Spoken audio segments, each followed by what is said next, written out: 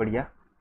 Recording start हो चुकी है और जैसा कि आप सबको पता है कि हम पढ़ रहे थे भक्ति काव्य, और भक्ति काव्य में हमने श्री राम वाला जो काव्य था यानी कि राम काव्य था उसकी शुरुआत कर दी थी, जिसमें हमने पढ़ा था कि यार राम काव्य तो ये आसान आसान नाम जो है वो राम कुमार वर्मा ने दिए थे।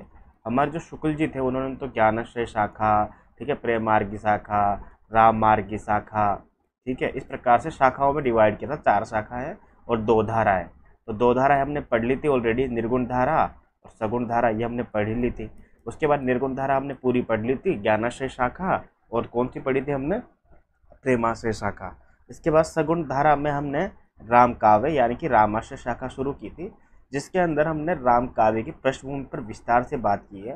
और ये भी हमने विस्तार से बात की है कि राम काव्य में शुरुआत में रामानुजाचार्य का क्या क्या योगदान था, रामानुजाचार्य का क्या क्या योगदान था, ये पढ़ा हमने। श्री संप्रदाय के प्रवर्तक है रामानुजाचार्य, याद रखना, बिल्कुल काफ़ी बार प्रश्न पूछा जाता है ये। इसके अलावा हमने पढ़ा कि रामानंद जो है 14 पीढ़ी के बाद पैदा हुए, इनको भी पढ़ा हमने। रामानंद के 12 शिष्य पढ़े हमने, जिनमें अनंतानंद का नाम भी था और नरहरियानंद का नाम भी था। पर हमने जब पढ़ा तुलसीदास को तो हमने पाया कि तुलसीदास जी के जो गुरु थे वो ये नरहरियानंद नहीं थे, वो अलग नरहरियानंद थे। ये भी हमने सिद्ध किया।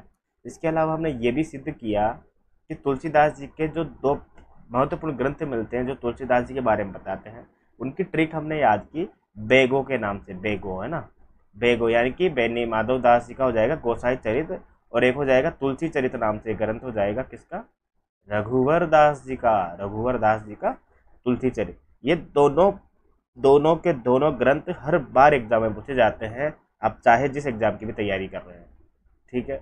इसके अलावा हमने तुलसीदास जी को पढ़ते पढ़ते हमने रामचरितमानस की पूरी जो भी पृष्ठभूमि थी या रामचरितमानस के बारे में विस्तार से वर्णन किया, कवितावली के बारे में पढ़ा, तुलसीदास जी कहाँ पे किस प्रकार से रचना करते हैं, ब्रजभाषा में कौन कौन सी रचनाएं की है, अवधि में कौन कौन सी रचनाएं की है, इन पर विस्तार से चर्चा किया है। साथ ही में इन पर रचना करते हुए हमने ये भी सिद्ध किया, मतलब शुक्ल जी ने यह भी सिद्ध किया कि राजापुर ही जन्म हुआ है। और क्यों हुआ है, क्योंकि राजापुर के आसपास में जो क्षेत्र है वो अवधि का क्षेत्र है कहीं ना कहीं। ब्रज बोलने वाला आदमी तो जरूरी नहीं है कि ब्रज में पैदा हुआ हो, गुजरात में पैदा होकर भी वो ब्रजभाषा बोल सकता है या ब्रजभाषा में लिख सकता है, परंतु ठेठ अवधि जो जानकी मंगल में मिलती है, जो पार्वती मंगल में मिलती है, वो वही आदमी लिख सकता है जो अवधि के आसपास पैदा हुआ हो। इसलिए शुक्ल जी ने राजापुर जो गांव है उसको सर्वश्रेष्ठ माना है तुलसीदास जी के लिए, ठीक है। अब अपन आते हैं कि कहाँ पे अपन पढ़ रहे थे। तो हमने ये यहाँ तक पढ़ लिया था, ये लगभग पंक्तियाँ वगैरह दे रखी है ना, ये क्या नाम है इसका, कि इसी प्रस्तावना के भीतर तुलसी ने अपनी उपासना के अनुकूल विशिष्टाद्वैतवाद सिद्धांत का भी विशिष्टाद्वैतवाद सिद्धांत का भी आभास ये कहकर दिया है। ये पंक्ति भी अपन ने पढ़ ली थी कि सिया राम मैं सब जग जाने, है ना, करो प्रणाम जोरी जुग पानी। और यहाँ से पढ़ना था आपको कि रामचरितमानस के भीतर कहीं कहीं घटनाओं के भीतर थोड़े ही या फिर अर्थात स्वकल्पित संवादों के समावेशों के अतिरिक्त अपनी ओर से छोटी मोटी घटनाओं या प्रसंगों की नई कल्पना तुलसीदास जी ने नहीं की है। यहाँ से पढ़ना है। जो ऑफलाइन पढ़ रहे हैं टेलीग्राम पे उनको ये मिला नहीं मिला देख लो एक बार ध्यान से, ठीक है ना। हिंदू जी मिल गया आपको, ये कहाँ से पढ़ना है अपन को, बहुत बढ़िया, बहुत बेहतरीन। तो हम पढ़ रहे थे कि रामचरितमानस के भीतर कहीं कहीं तो घटनाओं के थोड़ी हेर फेर तथा स्वयं के द्वारा कल्पित संवादों के समावेशों के अतिरिक्त अपनी ओर से छोटी मोटी घटनाओं या प्रसंगों की नई कल्पना तुलसीदास जी ने नहीं की है। ये देखो नहीं किया है यहाँ पे, इससे ये सिद्ध होता है कि तुलसीदास जी में नवीन प्रसंग उद्भावना की शक्ति जो है वो नहीं है, ठीक है ना। यह एक शब्द आता है नवीन प्रसंग उद्भावना की शक्ति, ठीक है ना। अब आप कहोगे नवीन प्रसंग उद्भावना की शक्ति तुलसी में नहीं है तो किस में है भैया, ये बताओ। भैया ये जो नवीन प्रसंग उद्भावना की शक्ति है ना सूरदास में है, ठीक है ना। क्योंकि सूरदास क्या करते हैं, बाल कृष्ण की ऐसी ऐसी छवियों को, ऐसी ऐसी लीलाओं को कल्पना करके लिखते हैं कि हाँ ये उस समय घटित हुई होगी या फिर ये घटना उस समय इस प्रकार से ये रूप लेकर बनी होगी। जैसे आपने पढ़ा है ना मोहन राकेश का नाटक पढ़ा होगा आपने, आषाढ़ का एक दिन। अब आपको पता है कि मल्लिका जो उसका पात्र है ना, किसके साथ, कालिदास के साथ, वो एक काल्पनिक पात्र है। लेकिन इसके पीछे मोहन राकेश का क्या तर्क है कि कालिदास जैसा इतना विराट महाकवि जिसने मेघदूत जैसा महाकाव्य लिखा है, वो बिना किसी से प्रेम किए या सामान्य जीवन जिए कैसे इतना अद्भुत काव्य लिख सकता है, ये मैं नहीं मानता हूँ। क्योंकि कालिदास को हम जब भी पढ़ते हैं तो पढ़ते हैं कि एक राजकुमारी से उनकी शादी हुई है और आलीशान जीवन जिया है वगैरह वगैरह, और पहले की जो पृष्ठभूमि है उतनी ज़्यादा विस्तार से नहीं मिल पाती है, और कम से कम उनके प्रेमिका का वर्णन तो नहीं मिलता है। परंतु फिर भी बावजूद मोहन राकेश ने मल्लिका को कल्पना करके लिखा, और एक बहुत शानदार ऐसा नाटक हिंदी साहित्य को प्रदान किया है, जो आज हिंदी साहित्य में एक मतलब मील का पत्थर बना हुआ है। आषाढ़ का एक दिन जो नाटक है, बहुत अद्भुत नाटक है। उसी प्रकार नवीन नवीन प्रसंग उद्भावना की जो शक्ति सूरदास में हमको मिलती है, वो तुलसी में नहीं मिलती है। तुलसी में जो सबसे श्रेष्ठ बात है वो ये है कि आपने तुलसीदास जी को पेन दे दिए, कॉपी पेन दे दी, एक खाली कागज दे दिया और रंग दे दिए, अब आप कह दो कि भैया चित्र बनाना है। मैं गारंटी देता हूँ तुलसीदास से बेहतर चित्र पूरे हिंदी साहित्य में कोई नहीं बना सकता। उनको तो बस एक कथा दे दो आप, ऐसा है बिल्कुल। उनके सामने राम जी की कथा थी, राम काव्य था संपूर्ण, और राम जी का एक मर्यादित जीवन था। उन्होंने उस पर एक्सपेरिमेंट बिल्कुल भी नहीं किए हैं। एक्सपेरिमेंट किए हैं तो एक्सपेरिमेंट किए उन्होंने छंदों के आधार पर, भावों को किस प्रकार से गहराई के साथ प्रस्तुत किया जा सकता है, वहाँ पर उन्होंने एक्सपेरिमेंट किए हैं शायद बिल्कुल। हालांकि तुलसीदास जी कोई तुलना नहीं है, मैं तुलसीदास जी की तुलना नहीं कर रहा हूँ। लोग करते हैं तुल सूर सूर तुलसी तसी उड़गन केशव दास, है ना, अब के कवि खद्योत्सम जहाँ ता करे प्रकाश, ये कोई तुलना वाली बात नहीं है। देखो सूरदास जी का एक अपना स्थान है ना। उर में माखन चोर गड़े, अब कैसे निकसत नहीं ऊधो, तिरछे है तो अड़े। भाई देख, ऊधो टेढ़ा आदमी हो तो पहले तुझे पता है, कृष्ण तो है ना टेढ़ा है, और ऊपर से टेढ़ा ही और घुसा हुआ है दिल में। और टेढ़ी चीज कभी निकलती नहीं, टेढ़ी चीज को निकालने के लिए ना बहुत मेहनत करनी पड़ती है। तो टेढ़ा आदमी टेढ़े तरीके से मेरे दिल में घुसा हुआ है, तो उर में माखन चोर गड़े, तो निकालना भी चाहती है, कहने का मतलब ये है, और निकल भी नहीं रहा है, और निकालना भी नहीं चाहती है। ठीक है ना, वही वाली भावना है। मतलब बहुत अद्भुत तरीके से सूरदास लिखते हैं, और बहुत ही शानदार तरीके से तुलसीदास लिखते हैं। क्षमा चाहता हूँ। ये पंक्ति हमने यहाँ तक पढ़ी कि मानस में उनका ऐसा न करना तो उनके उद्देश्य के अनुसार बहुत ठीक है ना। मैं राशिका जी को यहाँ पर अनम्यूट कर रहा हूँ। राशिका जी, आपको पता है मैंने क्यों अनम्यूट किया है, आपको बीच बीच में हिंट देना है मुझे, ठीक है ना। तो मानस में उनका ऐसा न करना तो उनके उद्देश्य के अनुसार बहुत ठीक है। राम के प्रामाणिक चरित्र द्वारा ये जीवन भर बना रहने वाला प्रभाव उत्पन्न कराना चाहते थे। कितनी अद्भुत बात कही है ना, जो अभी अपन ने डिस्कस की है ऑलरेडी, कि राम के प्रामाणिक चरित्र के द्वारा, ऐसा नहीं है कि नवीन प्रसंग उद्भावित कर दिया, मतलब कुछ भी। वे जीवन भर बना रहने वाला प्रभाव उत्पन्न करना चाहते थे, और काव्यों के समान केवल अल्प स्थायी रसानुभूति मात्र नहीं चाहते थे। ये प्रसंग तो केवल तुलसीदास द्वारा कल्पित है। ये धारणा उन प्रसंगों का कोई स्थायी भाव श्रोताओं या पाठकों पर न जमने देता है।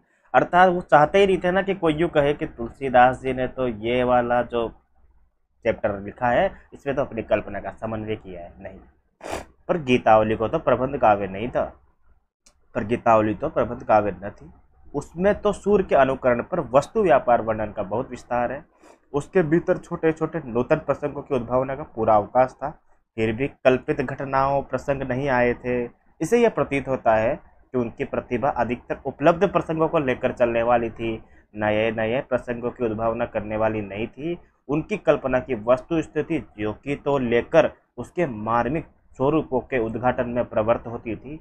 गोपियों को छकाने वाली कृष्ण लीला के अंतर्गत छोटी मोटी कथा के रूप में कुछ दूर दूर तक मनोरंजक और कुतूहलप्रद ढंग से चलने वाले नाना प्रसंगों की जो नवीन उद्भावना सूर सागर में पाई जाती है, वो तुलसी के किसी ग्रंथ में नहीं मिलती है। और ये सब चीज़ें हमने विस्तार से पढ़ी ली है, और आपको मैंने विस्तार से समझा भी दिया है। तो आपको एक अच्छा याद करने वाला ही नहीं बनना, एग्जाम देने वाला ही नहीं बनना, अच्छा वक्ता भी बनना है, ताकि कभी भी तुलसी पे और सूरदास पे आपको लेक्चर देने का मौका मिले तो बेहतरीन तरीके से आप लेक्चर दे पाएँ। रामचरितमानस में तुलसी केवल कवि रूप में ही नहीं है, उपदेशक के रूप में भी सामने आते हैं। ओके, उपदेश उन्होंने किसी न किसी पात्र के मुख से कराया है। इसे काव्य दृष्टि से ये कहा जा सकता है कि वे उपदेश पात्र के स्वभाव चित्रण के साधन रूप हैं। पर बात यह नहीं है कि वह उपदेश के लिए ही है ना। गोस्वामी जी के रचे 12 ग्रंथ प्रसिद्ध है, ये आ गए बस। शुक्ल जी ने तुलसीदास के कितने ग्रंथ गिनाए हैं? अभी आरपीएससी असिस्टेंट प्रोफेसर ने ये एग्जाम में पूछा था, सिर्फ इतना सा ही पूछा था बस। ठीक है ना, कुछ क्वेश्चन तो बड़े इजी आते हैं। ये भी पूछा था एक तो कि रामानंद के कितने शिष्य गिनाए गए हैं, ये तो ये प्रश्न आया था।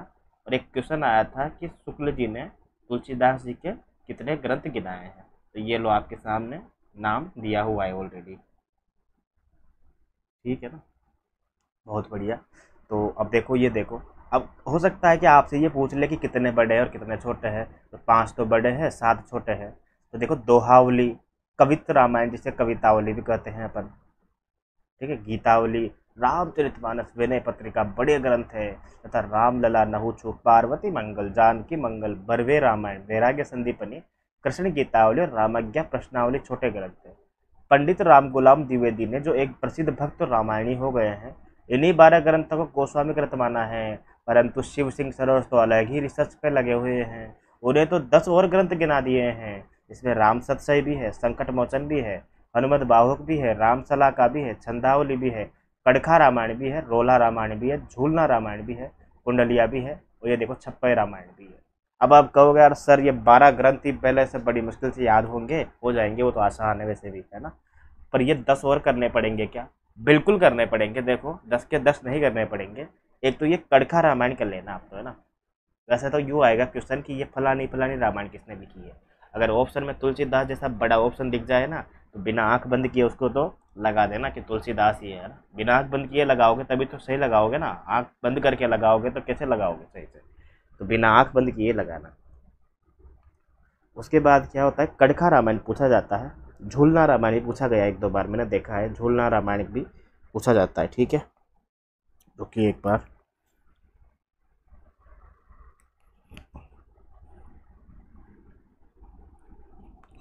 ठीक है, बहुत बढ़िया। इसके बाद हम बात कर रहे थे कुंडलिया रामायण, ये हो ही गया। ये 12 ग्रंथ है, मैं याद करवा दूंगा, अभी करवा दूंगा, डोंट वरी रहो आप। इनमें से कहीं एक तो मिलते ही नहीं है। हनुमंत बाहुक को तो पंडित पंडित राम गुलाम द्विवेदी जी ने तो कवितावली के अंतर्गत ही मान लिया है। और राम, अब देखो हमने हनुमान बाहुक इस 12 ग्रंथ में भी नहीं पढ़ा। दोहावली, कवित रामायण, गीतावली, रामचरितमानस, विनय पत्रिका, रामलला, नवचू, पार्वती मंगल, जानकी मंगल, बरवे रामायण, वैराग्य संदीपनी, कृष्ण गीतावली और रामाज्ञा प्रश्नावली, ठीक है ना। अब देखो हमने इसमें भी हनुमान बाहुक नहीं पढ़ा, क्योंकि हनुमान बाहुक राम गुलाम द्विवेदी कवितावली के अंतर्गत ही मानते हैं। और शुक्ल जी भी कवितावली के अंदर ही मानते हैं, कहते हैं कि कवितावली का अंतिम वाला जो पार्ट है ना, वो हनुमान बाहुक की है। राम सतसई में 700 से अधिक कुछ दोहे मिलते हैं, जिसमें से 150 के लगभग तो दोहावली के ही है, ठीक है। और अधिकांश दोहे इसमें कुतूहल वर्धक चातुर्य लिए हुए क्लिष्ट है। यद्यपि दोहावली में कुछ दोहे इस ढंग के हैं, पर गोस्वामी गोस्वामी जी ऐसे गंभीर और सहृदय और कला मर्मज्ञ महापुरुष के ऐसे पद्यों का इतना बड़ा ढेर लगाना समझ में नहीं आता है। जो भी हो, बाबा मैनी बैनी माधव दास के नाम पर परिणित चरित्र में राम सतसई का उल्लेख भी हुआ है।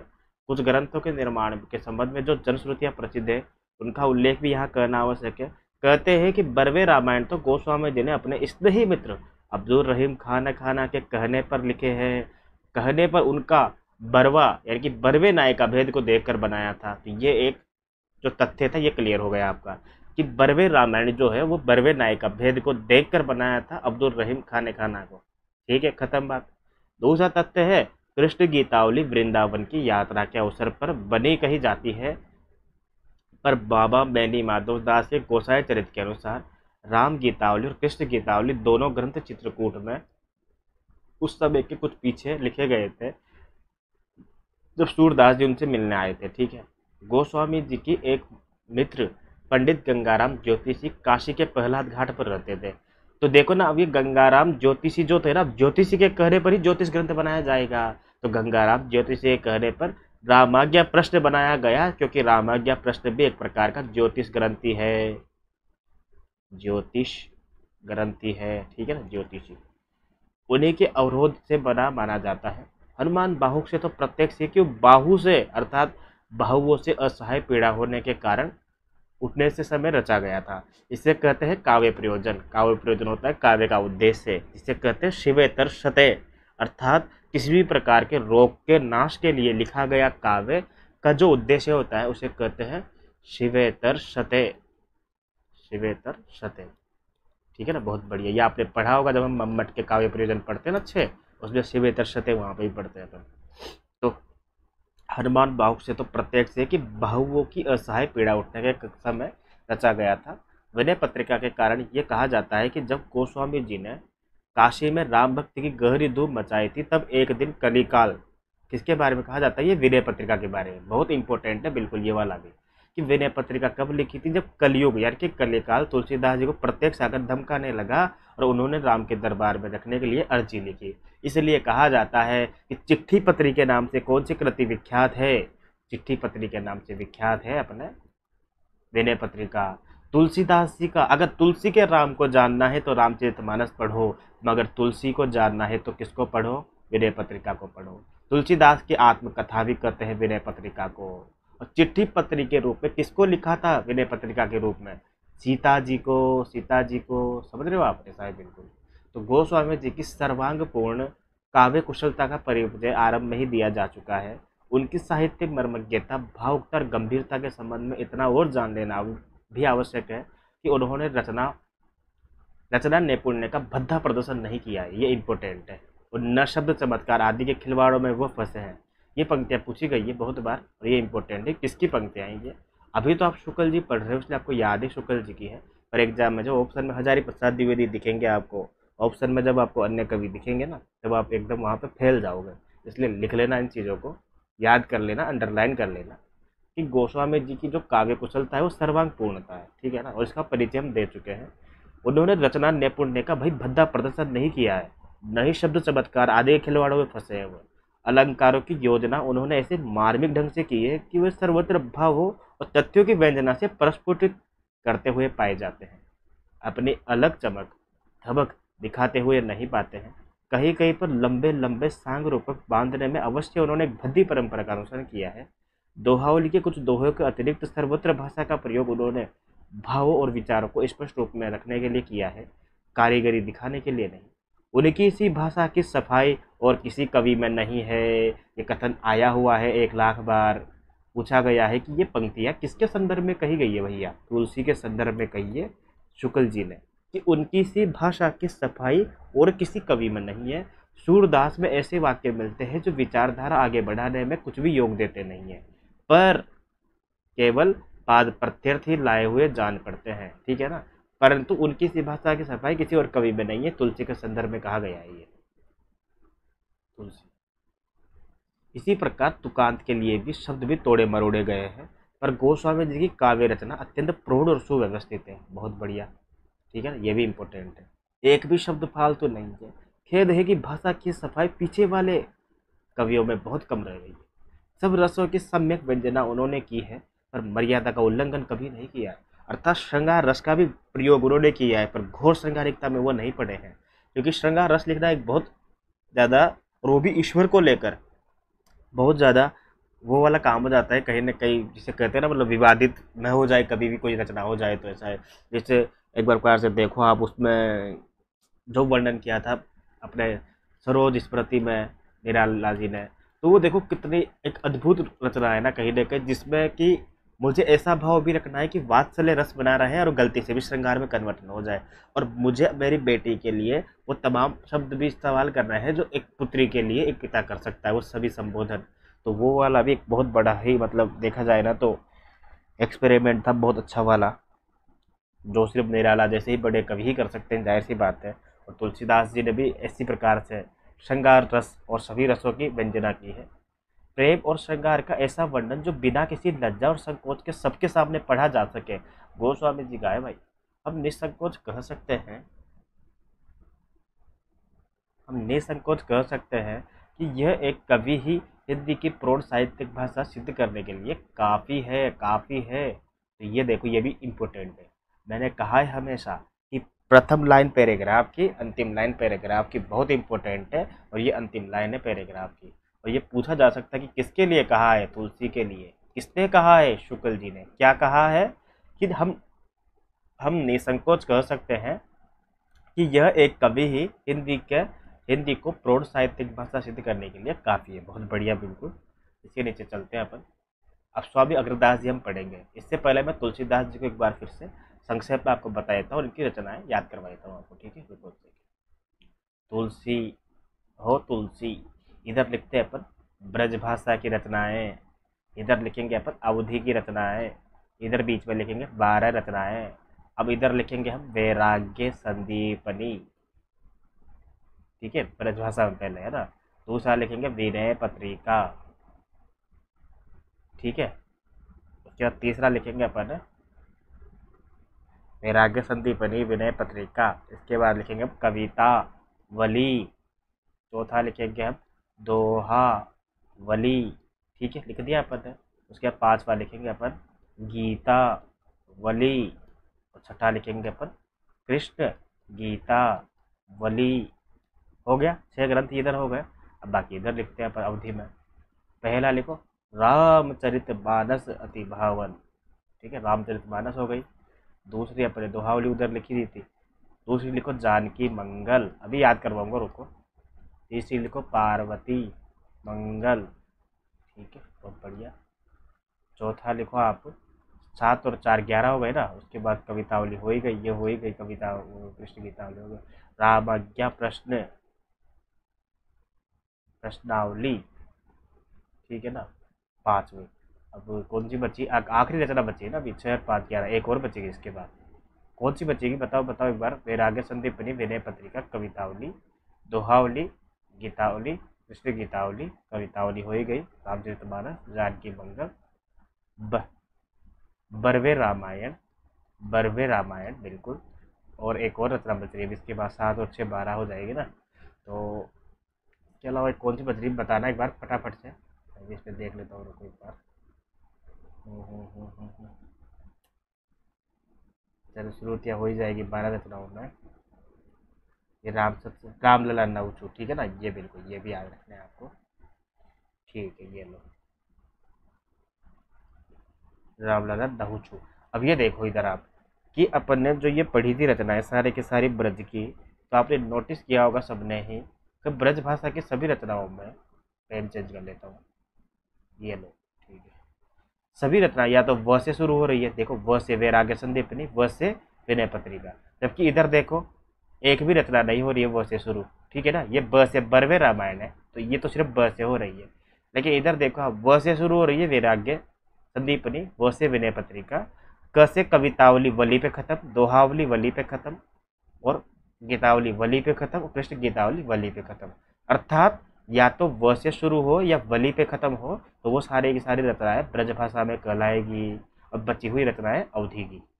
तो ये तो हो गई ब्रज की रचनाएं, और ये हो गई अवधि की रचनाएं। अब आप कहोगे रामचरितमानस में कहाँ वो आ रहा है, नहीं आ रहा, बिल्कुल तो हो गई ना अवधि की। ब्रज की कहाँ है, जानकी मंगल में कहाँ पे वो आ रहा है, नहीं आ रहा, खत्म बात, हो गई अवधि की। पार्वती मंगल में वह नहीं आ रहा, हो गई अवधि की। रामज्ञा प्रश्नावली हुई, अरे यहाँ पे तो वली आ रहा है, फिर ये अवधि की कैसे हो गई। सिर्फ और सिर्फ रामज्ञा प्रश्नावली ऐसी है जिसको हम अवधि में लेते हैं। और पहली बात, रामज्ञा प्रश्नावली का नाम रामज्ञा प्रश्नावली है ही नहीं है ना, उसका असली नाम है रामाज्ञा प्रश्न। तो इसलिए हम इसको रामाज्ञा प्रश्न कहेंगे। और ये वैसे भी एक ज्योतिष ग्रंथ है, ठीक है ना। तो इसलिए रामाज्ञा प्रश्न सिर्फ और सिर्फ वली लगने के बाद भी अवधि में आएगी, बाकी सारे के सारी रचनाएं ब्रज भाषा में आएगी। इसको बिल्कुल याद रखना आप, ठीक है ना। अब इसको आप रामज्ञ प्रश्न याद करो, चाहे रामज्ञ प्रश्नावली याद करो, पर याद जरूर करना। एक बरवे रामायण हो ही गई, इसमें भी वह नहीं आ रहा, और रामलला नवुच में भी वह नहीं आ रहा। तो सभी रचनाएं जिनमें वह आ रहा है वो हो जाएगी अपने ब्रजभाषा की या ब्रजभाषा की। और जिन रचनाओं में वह नहीं आ रहा है वो सारी की सारी रचनाएं हो जाएगी अपने अवधि की। ये 12 रचनाएं हो गई, ये जो कि शुक्ल जी ने भी गिनाई है। अब हनुमान बाहु का नाम कहाँ है भाई, हनुमान बाहु की तो पढ़ते हैं ना अपन। तो हनुमान बाहु को कवितावली का ही पाठ माना गया है, कवितावली का ही पाठ माना गया है, आंतरिक हिस्सा माना गया है। अतः शुक्ल जी हनुमान बाहु को तुलसीदास जी की कविता नहीं मानते हैं, ये याद रखना, ठीक है ना, नहीं मानते हैं। इसके अलावा शिव सिंह सेंगर ने झूलना रामायण, ठीक है ना, और कड़खा रामायण, इन सब क्वेश्चंस को मैंने देखा हुआ है एग्जाम्स में, इसलिए याद रखना आप इसको। झूलना रामायण और कड़खा रामायण, राम सतसही, ये सारे के सारे ग्रंथ किसके हैं, ये 2-3 ही याद रखना है बस आपको। तुलसी के, ठीक है, याद रखना है इसको, बहुत इंपॉर्टेंट है। उसके बाद अब इम्पोर्टेंट बात बनती है, तुलसी की रचनाएं पढ़ ली, अन्य पढ़ ली, एक रचना आती है घट रामायण नाम से। ये पूछा जाता है घट रामायण के लेखक कौन है, तो इसके लेखक है तुलसी साहेब। ठीक है, तुलसी साहेब है घट रामायण के लेखक। अब आप कहोगे तुलसी साहेब कौन है, तो तुलसी साहेब एक अलग संत हुए हैं, ठीक है ना, जो कि पलटू साहेब और अलग ही जो एक प्रकार से संप्रदाय है उसमें दीक्षित है। तुलसीदास जी से भिन्न नाम है तुलसी साहेब जी का, पर घट रामायण के लेखक है तुलसी साहेब, ये याद रखना। यहाँ तक हमने तुलसीदास जी को अच्छे प्रकार से समझ लिया है, शुक्ल जी की पुस्तक से समझ लिया है। हो सकता है थोड़ा सा बड़ा शुक्ल जी ने लिखा है, पर कितना बेहतरीन लिखा है, एक जगह भी आप बोरिंग फील नहीं करोगे बिल्कुल भी। अगर हो सकता है कि अगर एक बार में पूरा नहीं पढ़ पाओ तुलसीदास जी को शुक्ल जी की पुस्तक से, तो ठीक है 2 बार में पढ़ लो, गैप लेकर पढ़ो, पर पढ़ो शुक्ल जी से, ये याद रखना बिल्कुल। ठीक है ना, और अब तो पढ़ने की आवश्यकता भी नहीं है, हमने लाइव रिकॉर्डिंग दे दी है, आप वहाँ से आराम से समझ समझ के सुन सकते हो, 1 बार 2 बार 10 बार जितनी बार। ठीक है, अब आते हैं नीचे चलते हैं अपन स्वामी अग्रदास जी को। ठीक है, इसके अलावा हमने तुलसीदास जी की जितनी भी रचनाएं थी, तो विनय पत्रिका के बारे में डिटेल से बात कर ली कि विनय पत्रिका को लिखने का क्या कारण था, हनुमान बाहु को क्यों लिखा गया था, है ना, ये सारी चीज़ें हमने पढ़ ली है। आगे पढ़ते हैं अग्रदास जी को। अग्रदास जी जो है रामानंद जी के शिष्य अनंतानंद, और अनंतानंद के शिष्य हम पढ़ के आए थे कृष्णदास जी पयहारी, और कृष्णदास जी पयहारी हम पढ़ के आए थे ना, जो कि गलता जी में निवास करते थे, और गलता जी में वहाँ पर इन्होंने नाथ संप्रदाय वालों को वैष्णव संप्रदाय या हिंदू संप्रदाय की एक छवि दिखाई थी कहीं ना कहीं, क्योंकि वहाँ पे कहीं ना कहीं उनका जो है वो गलत तरीके से प्रयोग किया जा रहा था, याद है ना आपको। तो एक सेकेंड रुको यार, ठीक है कोई दिक्कत नहीं है, तो किया जा रहा था, तो उसके चक्कर में फिर कृष्णदास जी पयहारी ने उनको वहाँ से भगाया था, ये सब एक घटना मिलती है, और हम ऊपर बढ़ के आ चुके हैं। तो उन्हीं कृष्णदास जी पयहारी के शिष्य है अग्रदास जी, ठीक है ना। और अग्रदास जी कौन है अभी डिटेल में पढ़ेंगे हम, ठीक है ना। राम भक्ति शाखा में रसिक संप्रदाय का या रसिक भावना का पल्लवन करने वाले हैं कहीं ना कहीं, कि भगवान श्री राम का नाम लेकर भी आप एकदम रसिकों की तरफ प्रेम भावना वाली बात ये कर सकते हो, है ना। और अभी पढ़ेंगे हम कि एक स्वयं को किसकी सखी मानते थे, किसका अवतार मानते थे, बहुत इंपॉर्टेंट नाम है अग्रदास जी। इन्हीं अग्रदास जी के शिष्य भक्तमाल के रचयिता प्रसिद्ध नाभादास जी थे, अर्थात नाभादास जी गुरु कौन थे, अग्रदास जी, और अग्रदास जी गुरु कौन थे, कृष्णदास पयहारी। और गलता जी की प्रसिद्ध गद्दी का उल्लेख पहले हम कर चुके हैं, बिल्कुल वहीं पर ये भी रहा करते थे। संवत 1632 के आसपास लगभग वर्तमान में थे। इनकी 4 पुस्तकों का पता चलता है, हितोपदेश, उपखान बावनी, ध्यान मंजरी, राम ध्यान मंजरी और कुंडलिया। ठीक है, जिसमें से ध्यान मंजरी 1000 बार पूछी गई है, राम ध्यान मंजरी 5 लाख बार पूछी गई है। इनकी कविता उसी ढंग की है जिस ढंग की कृष्णोपासक नंददास जी की है। उदाहरण के लिए ये पद देखिए, कुंडल ललित कपोल जुगल अस परम सुदेशा, तिनको निरखी प्रकाश लजत राकेश दिनेशा, बहुत बढ़िया। और मैचक कुटिल विशाल सरोह नयन सुहाए, और मुख पंकज के निकट मनो अली छोना आए। ठीक है ना, इनका एक पंक्ति, एक नीचे पंक्तियाँ दी हुई है कि पहरे राम तुम्हारे सोवत, मैं मतिमंद अंधा अंधा नहीं जोवत, अप मारग मारग मही जान्यो, इंद्री पोषि पुरुषार्थ मान्यो, और ओरण के बल अनंत प्रकार, अग्रदास के नाम आधार। ठीक है ना, तो शुक्ल जी ने तो वैसे अग्रदास जी की ये रचनाएं गिनाई है, वैसे ध्यान से पढ़ लेना इनको। ध्यान मंदिरी बहुत बार पूछी गई है, राम ध्यान मंदिरी पूछी गई है, हितोपदेश, उपखान बावनी और कुंडलिया। ठीक है ना, याद रखिएगा बिल्कुल ये। ठीक है, अगले नीचे पढ़ते हैं अपन नाभादास जी। ठीक है, कि नाभादास जी जो है ये उपयुक्त अग्रदास जी के शिष्य थे, बड़े भक्त और साधु सेवी थे। संवत 1657 के आसपास में ये थे, और गोस्वामी तुलसीदास जी की मृत्यु के बहुत पीछे तक जीवित रहे थे। इनका प्रसिद्ध ग्रंथ जो है भक्तमाल है, जो संवत 1642 के पीछे बना, और संवत 1769 में प्रियादास जी ने उस पर टीका लिखी है। तो भक्तमाल की रस प्रबोधनी टीका किसने लिखी है, प्रियादास जी ने, और बहुत फेमस हुई है वो भक्तमाल की रस प्रबोधनी टीका लिखी है प्रियादास जी ने, जो कि काफी चर्चित है ना। बहुत बढ़िया। इसके बाद है, इस ग्रंथ में 200 भक्तों के चमत्कार पूर्ण चरित्र 316 छप्पे में लिखे गए। क्या बात है, क्या बात है, तालियां। अब अगर ये बताओ 200 भक्त है और 316 ही पद है, 316 छप्पे है, तो आप क्या ये कहेंगे क्या कि 216 भक्तों का विस्तार से जीवन चरित्र दिया है, हाँ या ना। आप कहेंगे बोला यार एक पद में या 2 पद में, क्योंकि सबके हिस्से में मुश्किल से 1.5 पद भी नहीं पाती आ रहा है हिस्से में, है ना। 1 पद आ रहा है, किसी किसी के 2 आ रहा है, तो 200 भक्त तो 316 छप्पे, बस खत्म। तो ये बताओ संपूर्ण जीवन व्रत होगा क्या? नहीं होगा। इन चरित्रों में पूर्ण जीवन व्रत नहीं है, ये देखो यहाँ पे लिखा हुआ है खुद शुक्ल जी ने। केवल भक्ति के लिए महिमा सूचक बातें दी गई है। इनका उद्देश्य भक्तों के प्रति जनता में पूज्य बुद्धि का प्रचार करना पड़ता है, जान पड़ता है। ये उद्देश्य बहुत अंशों में सिद्ध भी हुआ है। आज उत्तरी भारत के गांव गांव में साधु वेशधारी पुरुषों को शास्त्रज्ञ विद्वान और पंडितों से कहीं बढ़कर जो सम्मान और पूजा प्राप्त होती है, वो बहुत कुछ भक्तों की करामातों और चमत्कारपूर्ण वृत्तांतों को सम्यक प्रचार से हुआ है ना। नाभाजी कुछ लोग कहते हैं कि डोम थे, डोम जाति के थे नाभाजी जो है, और कुछ लोग कहते हैं क्षत्रिय थे। ऐसा भी एक बार कहा जाता है कि गोस्वामी तुलसीदास जी से मिलने वो काशी गए थे, तो गोस्वामी जी ने ध्यान में थे और उसे मिल नहीं सके। नाभाजी फिर उसी दिन वृंदावन लौट गए, नाराज हो गए। तो ध्यान भंग होने के बाद जब गोस्वामी जी को पता चला कि अरे नाभा आया था, तो नाभा से मिलने के लिए खुद अपने आप वृंदावन चले गए। नाभा जी के यहाँ पर वैष्णवों का भंडारा था।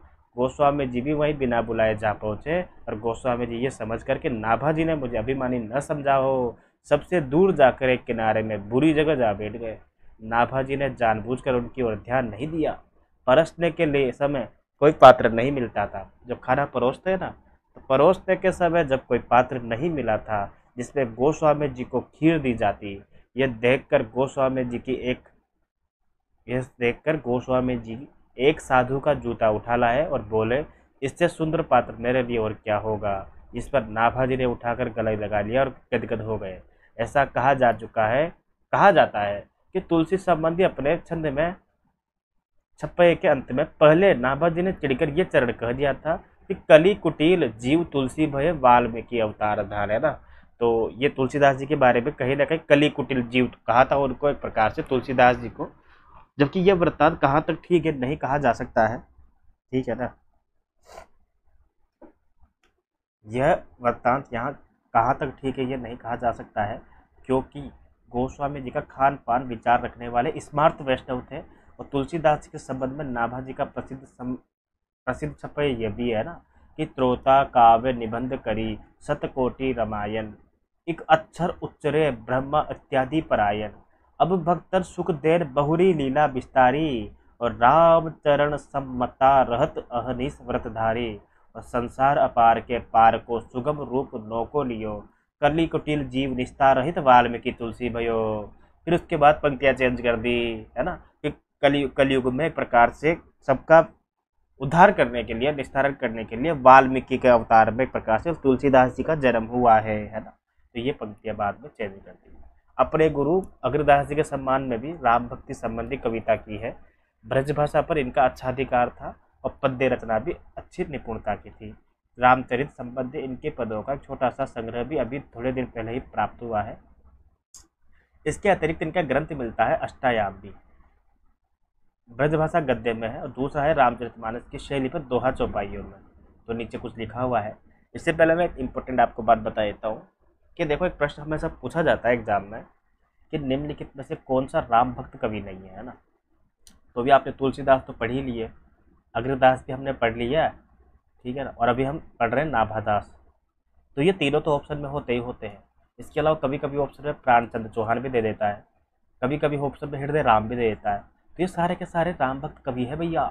परंतु ध्रुवदास ये ऑप्शन में जरूर देते हैं ताकि बच्चा भटके, लेकिन ध्रुवदास जी राम भक्त कवि नहीं है, कृष्ण भक्त कवि है, ठीक है ना। अर्थात कृष्ण भक्त कवियों में जिन कवियों को पढ़ा जाता है उसमें ध्रुवदास का नाम लिया जाता है, जबकि नाभादास का नाम हम राम भक्त कवियों में लेते हैं। ये याद रख लेगा आप बिल्कुल, है ना। और अभी जिनके भी प्रश्न है ये थोड़ी देर में मैं अभी उसका निवारण करूंगा, क्योंकि रिकॉर्डिंग के समय अभी बातचीत नहीं कर सकते अपन, है ना, क्योंकि रिकॉर्डिंग हो रही है। तो नीचे कुछ दिया हुआ है। तो नाभादास का हमने पढ़ लिया, क्या पढ़ा अपन ने, नाभादास का भक्तमाल, ठीक है। इसके बाद है अष्टयाम, क्या है, गद्य में दे रखा है नीचे कि तब श्री महाराज कुमार प्रथम श्री वशिष्ठ महाराज के चरण छुई प्रणाम करत भये, फिर अपर व्रत समाज तिनको प्रणाम करत भये। फिर श्री राजाधिराज जी को जोहार करके श्री महेंद्र नाथ दशरथ जी के निकट बैठत भये।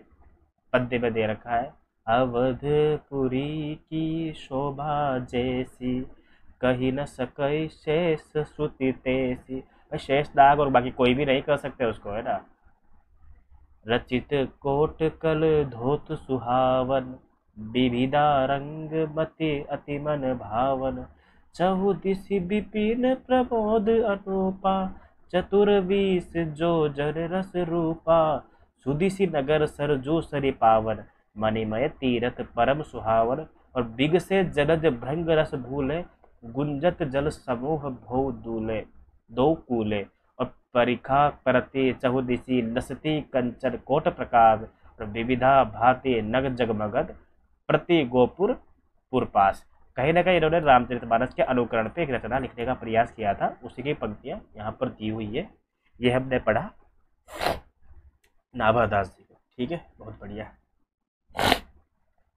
नीचे पढ़ते हैं अपन प्राणचंद चौहान जी को। प्राणचंद चौहान संस्कृत में रामचरित संबंधी कई नाटक इन्होंने लिखे हैं।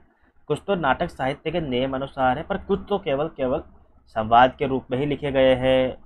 इसी पिछली पद्धति पर संमत 1667 में इन्होंने रामायण महानाटक लिखा है।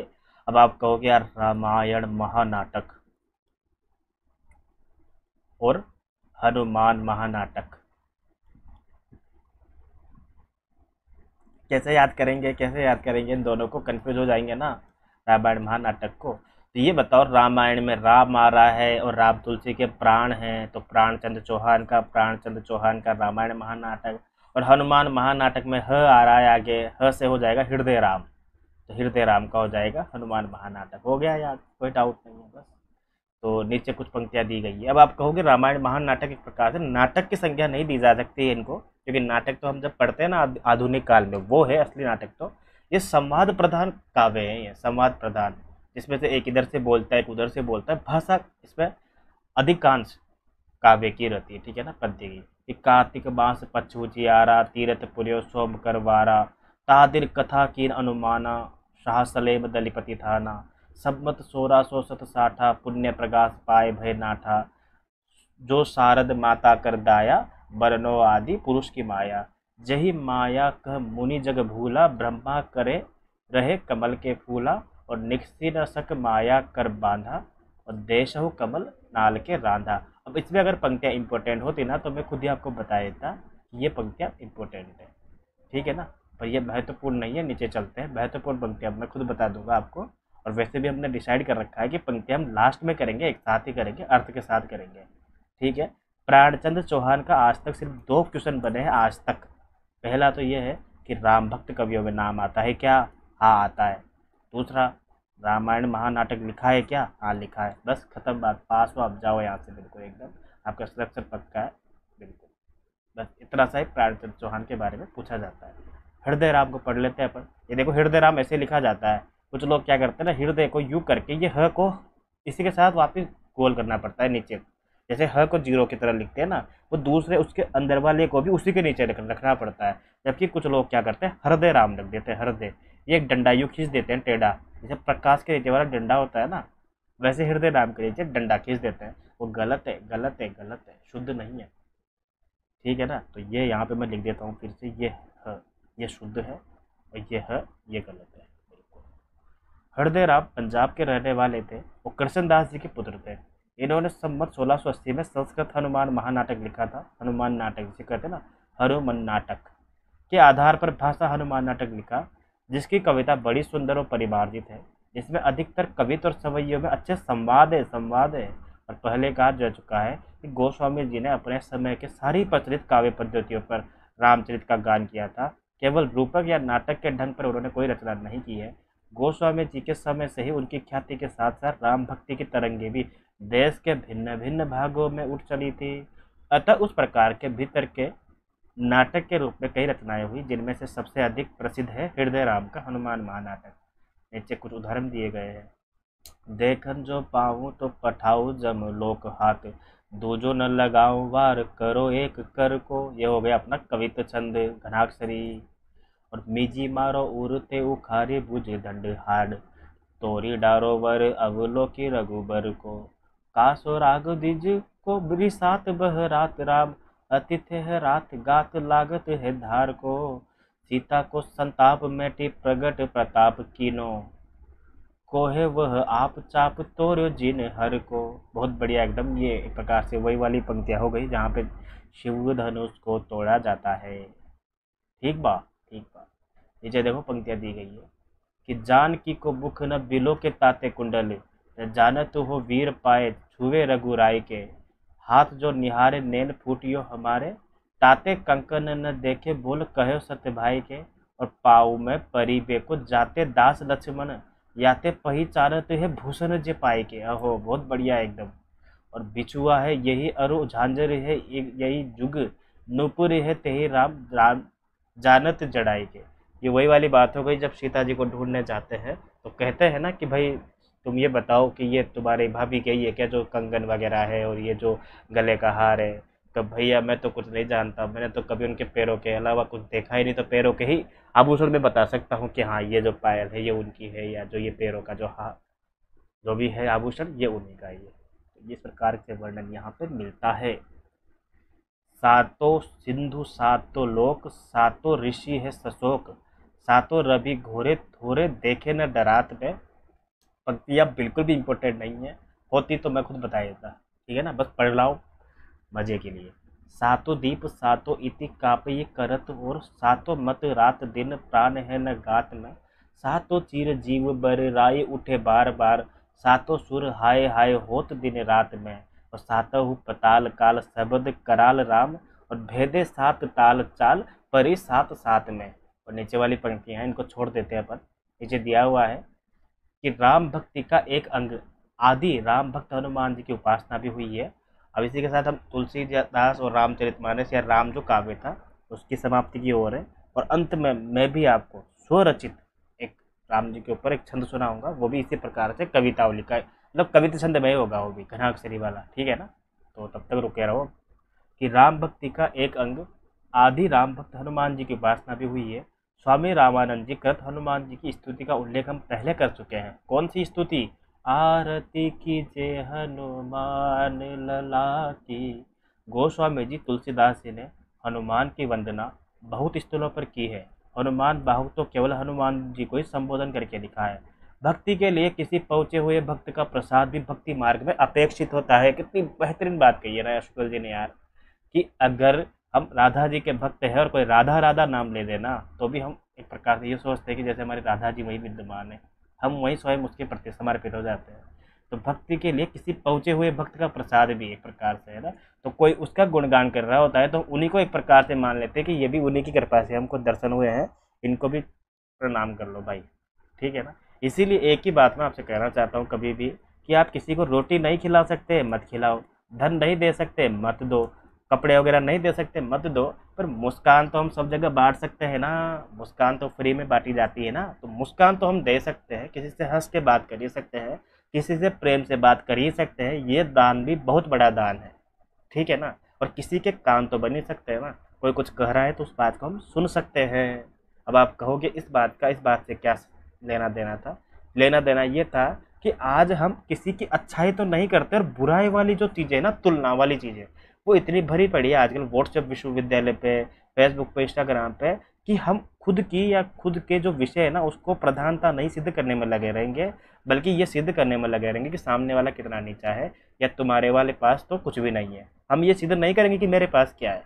जैसे मैं आपसे कहूँगा कि यार मेरे खेत में गेहूँ नहीं हो रहे, क्या इलाज करूँ बता, तो सामने वाला इलाज नहीं बताएगा, क्या कहेगा? बोला कांटे तो नहीं उग रहे ना, ये बड़ी बात है, कांटे नहीं उगने चाहिए, उसके खेत में तो कांटे उग रहे हैं, ये देख। तो ये राय नहीं देगा मुझे कि गेहूँ कैसे उगाऊंगा, बल्कि ये राय देगा कि ये कांटे तो नहीं उग रहे ना, कांटे नहीं उग रहे, इसे मैं खुशी मनाऊँ। अरे भाई भूखा मर जाऊंगा मैं यार, मुझे गेहूँ उगाने हैं। परंतु उस बात का तो कोई मतलब सीरियस लेता ही नहीं है, ऐसा है बिल्कुल। मानवीय मूल्य तो आजकल बिल्कुल एकदम ऐसे हो गए हैं कि संवेदना का स्तर ही मर चुका है बिल्कुल। बट क्यों देखना तो एक टाइम पे बहुत बड़ी बात होती थी, आजकल तो ऐसे ऐसे वीडियोज आते हैं टेलीग्राम पे, ट्विटर वगैरह पे, बिल्कुल कि लोग बस स्क्रॉल करके नीचे निकल जाते हैं, फर्क ही नहीं पड़ता। तो हमेशा एक चीज़ याद रखना जो अपन डिस्कस किए भी, कि दे नहीं सकते कुछ, पर क्या चीज़ दे सकते हैं वो भी अपने डिस्कस कर लिया कि मुस्कान जरूर दे सकते हैं ना। तो संवत 1696 में रायमल पांडे ने हनुमत चरित्र लिखा था एक, ठीक है ना। तो ये भी पूछा जाता है कभी कभी कि हनुमत चरित्र किसकी है। अब आप कहोगे कि हनुमान महानाटक, और ये कैसे याद रखेंगे भाई, वो तो रामायण महानाटक और हनुमान महानाटक है, वे तो वैसे भी नाटक नाटक से दोनों भाई ये तो याद हो जाएंगे। ये हनुमान चरित्र है जो रायमल पांडे ने लिखा है, ठीक है। गोस्वामी जी के पीछे भी कई लोगों ने रामायण लिखी है, पर वे गोस्वामी जी की रचनाओं के सामने प्रसिद्धि न प्राप्त कर सकी है। ऐसा जान पड़ता है कि गोस्वामी जी की प्रतिभा का प्रखर 150 वर्षों तक ऐसा छाया रहा कि राम भक्ति की और रचनाएं उनके सामने ठहर रही सकी। विक्रम की 19वीं और 20वीं शताब्दी में अयोध्या के महंत बाबा रामचरण दास, बाबा रघुनाथ दास, रेवा के महाराज रघुराज सिंह आदि ने रामचरित संबंधित रचनाएं की है। इस काल में राम भक्ति विषय कविता बहुत कुछ अंश तक हुई है। अब राम भक्ति सारा की सबसे बड़ी विशेषता क्या है ये देखना आप। ये किसी भी प्रकार के जो हम पढ़ते हैं ना 4 शाखा है, ज्ञानाश्रय सातवार्गी शाखा है ना, ज्ञानाश्रय शाखा है, प्रेमाश्रय शाखा, राम भक्ति शाखा और कृष्ण भक्ति शाखा, जिसमें से सिर्फ और सिर्फ राम भक्ति शाखा की ही विशेषता है जो हम पढ़ने जा रहे हैं। कि राम भक्ति काव्य धारा की सबसे बड़ी विशेषता यह है कि इसमें सब प्रकार की रचनाएं हुई है। उसके द्वारा कई प्रकार की रचना पद्धतियों को उत्तेजना भी मिली है। कृष्णोपासी कवियों ने सिर्फ और सिर्फ मुक्तक के एक विशेष अंग गीत काव्य की ही पूर्ति की है, पर रामचरित को लेकर अच्छे अच्छे प्रबंध काव्य रचे गए हैं। कृष्ण काव्य में तो हम सिर्फ कृष्ण के जीवन के बाल रूप का ही वर्णन अधिकांश पाते हैं, लेकिन रामचरितमानस में तो हम कृष्ण का भी जीवन पाते हैं, राम का भी जीवन पाते हैं, और लगभग लगभग पूरा पूरा, अर्थात सभी प्रकार की विशेषताएं जो है ना वो राम भक्ति काव्य में पाई जाती है। सब प्रकार की रचनाएं यहाँ हुई है। तुलसी जी के प्रसंग में ये दिखाया जा चुका है कि राम भक्ति में भक्ति का पूर्ण स्वरूप विकसित हुआ था। प्रेम और श्रद्धा अर्थात पूज्य बुद्धि दोनों के मेल से भक्ति की निष्पत्ति होती है। श्रद्धा धर्म की अनुगामिनी है। जहाँ धर्म का स्फुरण दिखाई पड़ता है वहाँ श्रद्धा टिकती है। धर्म ब्रह्मा के सत्व रूप की व्यक्त प्रवृत्ति है, उस स्वरूप की क्रियात्मक अभिव्यक्ति है जिसका आभास अखिल विश्व की स्थिति में मिलता है। पूर्ण भक्त व्यक्त जगत के बीच में सत्य की इस सर्वशक्तिमय प्रवृत्ति के उदय का, धर्म किस मंगलमय ज्योति के स्फुरण का साक्षात्कार चाहता रहता है। इसी ज्योति के प्रकाश में सत्य के अनंत रूप सौंदर्य की भी मनोहर झांकी मिलती है। इसीलिए तो कहा जाता है ना भागवत पुराण का पहला ही छंद, सच्चिदानंद रूपा है विश्वोत्पत्त्यादि है तवे तापत्राय विनाशाय श्री कृष्णाय वयम नमः। जब भी आप किसी कथावाचक को सुनो तो सबसे पहले यही छंद सुनाएगा वो आपको, क्योंकि यही पहला छंद है श्रीमद् भागवत पुराण का। कि लोक में जब कभी वह धर्म के स्वरूप को तिरोहित या आच्छादित देखता है तब मानो भगवान उसकी दृष्टि से उसकी खुली हुई आंखों के सामने से ओझल हो जाते हैं और वह वियोग की आकुलता का अनुभव करता है। फिर जब अधर्म का अंधकार फाड़कर धर्म ज्योति अमोघ शक्ति के साथ साथ फूट पड़ती है ना ईश्वर की, तब मानो उसके प्रिय भगवान का मनोहर रूप सामने आ जाता है और वो पुलकित हो उठता है। भीतर का चित्त जब बाहर सत्य का साक्षात्कार कर लेता है, सत्य कहते हैं इसीलिए तो कहा सच्चिदानंद रूपा है, यानी कि सत्य चित्त प्लस आनंद है ना, और आनंद का आविर्भाव होता है और सदानंद की अनुभूति होती है। यह है उस सगुण भक्ति मार्ग का पक्ष जो भगवान के अवतार को लेकर चलता है और जिसका पूर्ण विकास तुलसी की राम भक्ति में पाया जाता है। विनय पत्रिका में गोस्वामी जी ने लोक में फैलाए अधर्म, अनाचार और अत्याचार आदि का भीषण चित्र खींचकर भगवान से अपना सत्य स्वरूप, धर्म संस्थापक स्वरूप व्यक्त करने की प्रार्थना की है। उन्हें दृढ़ विश्वास है कि धर्म स्वरूप भगवान की कला का कभी न कभी दर्शन होगा।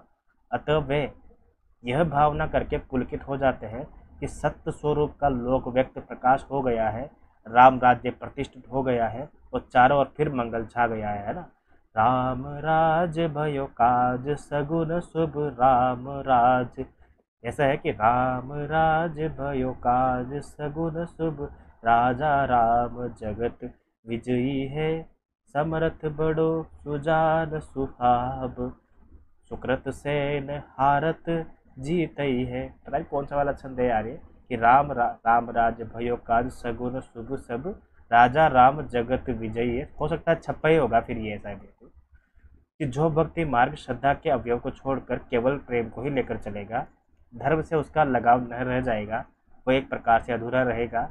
पता है तो छंद तो बहुत आसान आसान है, जैसे चौपाई हो गया, दोहा हो गया, घनाक्षरी हो गया, रोला हो गया, उल्लाला हो गया।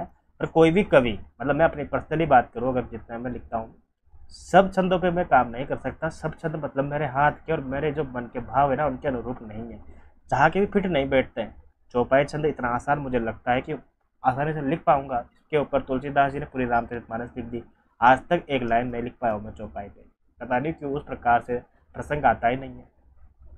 कि जो भक्ति मार्ग श्रद्धा के अवयव को छोड़कर केवल प्रेम को ही लेकर चलेगा, धर्म से उसका लगाव न रह जाएगा। देखो कितनी बढ़िया बात यहाँ पे शुक्ल जी कर रहे हैं। अब शुक्ल जी अपना जो है ना, वो जो रसिकवाद क्या बोलते हैं उसको, रसवादी जो शुक्ल जी है, उनको एकदम सामने रूपायित कर रहे हैं कि भाई सिर्फ और सिर्फ प्रेम के माध्यम से अगर हम चलेंगे ना, तो कहीं ना कहीं उसमें क्या होगा ना, एक प्रकार से अश्लीलता आ जाएगी कहीं ना कहीं।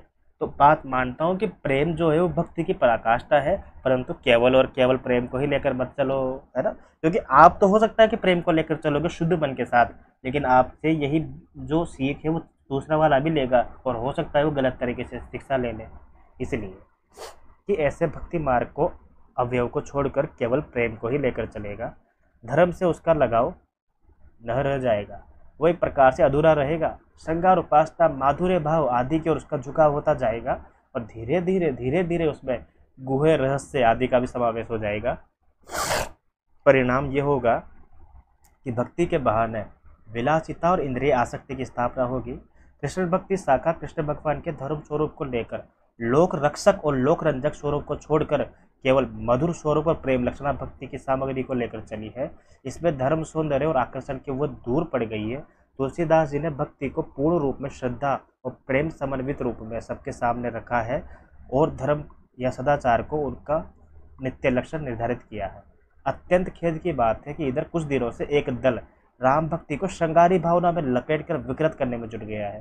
तुलसीदास जी के प्रसंग में हम दिखाए हैं कि कृष्ण भक्त सूरदास जी की श्रृंगारी रचना का अनुकरण गोस्वामी जी ने गीतावली के उत्तरकांड में दिखाई पड़ता है, पर वह केवल आनंद उत्सव तक ही रह गया है।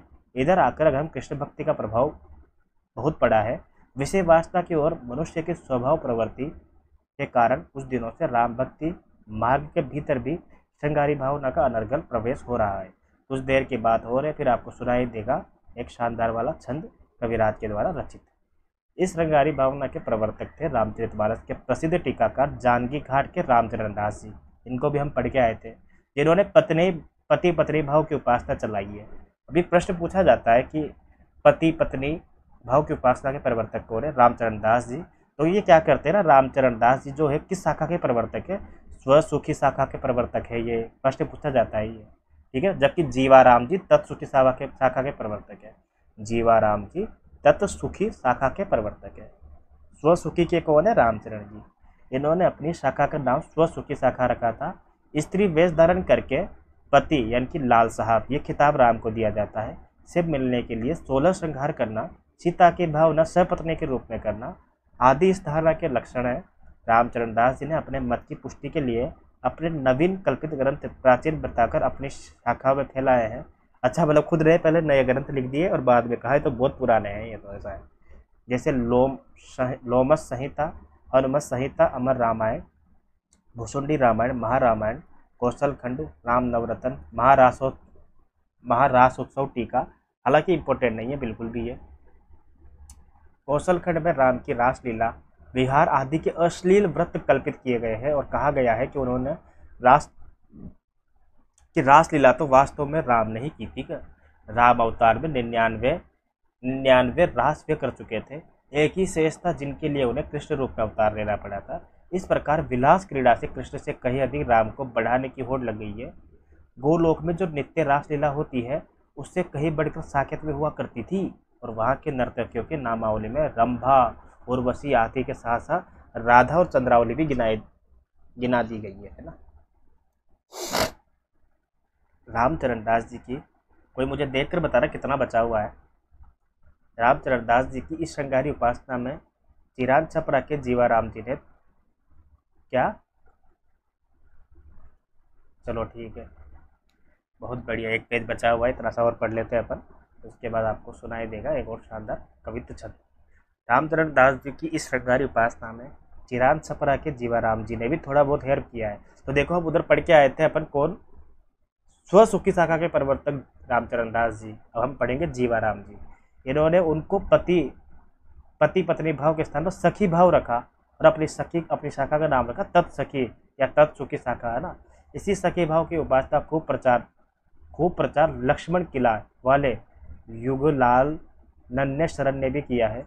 रीवा के महाराज रघुराज सिंह ने भी इन्हें बहुत मानते थे। इन्हीं की सम्मति से उन्होंने चित्रकूट में प्रमोदवन आदि का स्थान बनवा है। चित्रकूट की भावना वृंदावन के रूप में की गई है।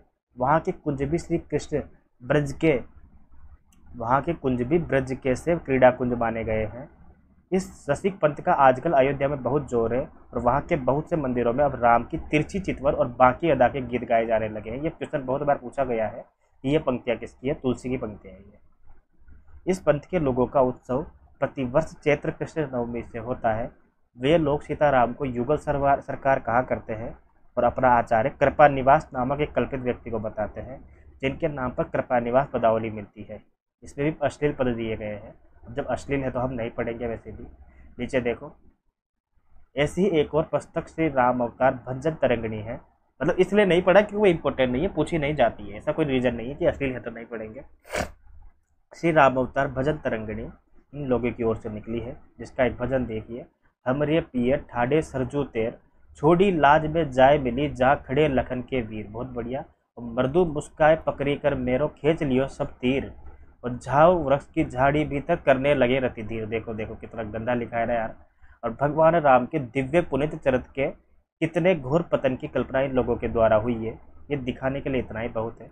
लोक पावन आदर्श का ऐसा ही विभत्स विपर्य देखकर चित्त शुद्ध हो जाता है। राम भक्ति शाखा के साहित्य का अनुसंधान करने वालों को सावधान करने के लिए इस रसिक शाखा का ये थोड़ा सा विवरण दे दिया गया है। गुह्य रहस्य, माधुर्य भाव इत्यादि के समावेश से किसी भक्ति मार्ग की यही दशा होती है। गोस्वामी जी ने शुद्ध सात्विक और खुले रूप में जिस राम भक्ति का प्रकाश फैलाया था, वो इस प्रकार ही स्वीकृत की जा रही है। बहुत बढ़िया।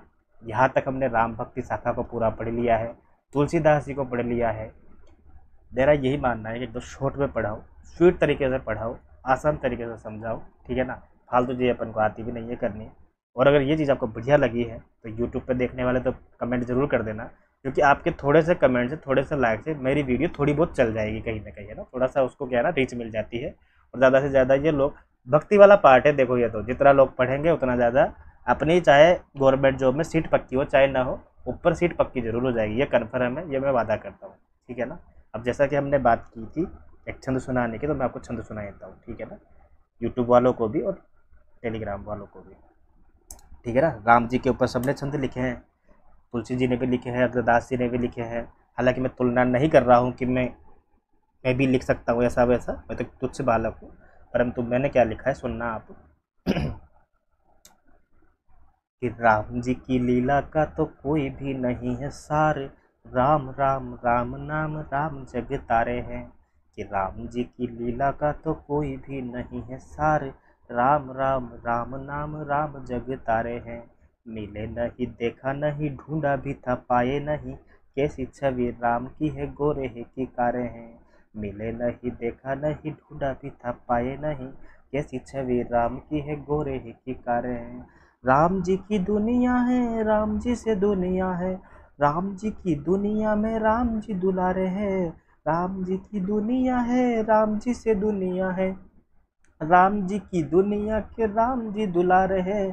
राम जी के बारे में तो इतना ही जाने हम, राम जी के हम और राम जी हमारे हैं। राम जी के हम और राम जी हमारे हैं। राम जी अवध लौट कर आए वनवास, काट कर महल को फिर से पधारे हैं। कि राम जी अवध लौट कर आए वनवास, काट कर महल को फिर से पधारे हैं। तब घर बार द्वार सबको सजाया और नगर में चाहूं और किए उजियारे हैं। मन में जो बैठे दशानन का करे विनाश, मन में जो बैठे दशानन का करे विनाश, मार के अधेरा तीन लोग जो सवारे हैं। राम जी के बारे में तो इतना ही जाने हम, राम जी के हम और राम जी हमारे हैं। राम जी के बारे में तो इतना ही जाने हम, राम जी के हम और राम जी हमारे हैं। एक छंद और सुनाता हूँ आपको। अभी सब कह रहे थे कि राम आएंगे राम आएंगे, राम कहीं गए ही नहीं थे जो आएंगे, पहली बात तो ये है। पर फिर भी मतलब मैं किस प्रकार से मधुर भावना में राम भक्ति को या राम का स्वागत कर सकता हूँ, उसको मैंने लिखने का प्रयास किया था। कि सृष्टि के विधाता तीन लोक में समाये हुए, जिसने पुकारा सब के ही काम आए हैं। सृष्टि के विधाता तीन लोक में समाये हुए, जिसने पुकारा सब के ही काम आए हैं। पावन चरित है मोहक अद्भुत छवि, सोचे बस इतने में ही आराम आए हैं। केवल है प्रेम प्यारा, तुझ है यह जग सारा, उनके नयन से ही चार धाम आए हैं। रोको न बहाओ, रोको न बहाने दो, चढ़ाने दो यह अश्रु जल। सखी हट देखने दो मेरे राम आए हैं, सखी हट देखने दे मेरे राम आए हैं। बहुत बढ़िया। कैसी लगी क्लास? यूट्यूब वाले कमेंट जरूर करना, और टेलीग्राम वाले आप मुझे बता सकते हो भी, है ना। चलो तो बंद कर देते हैं।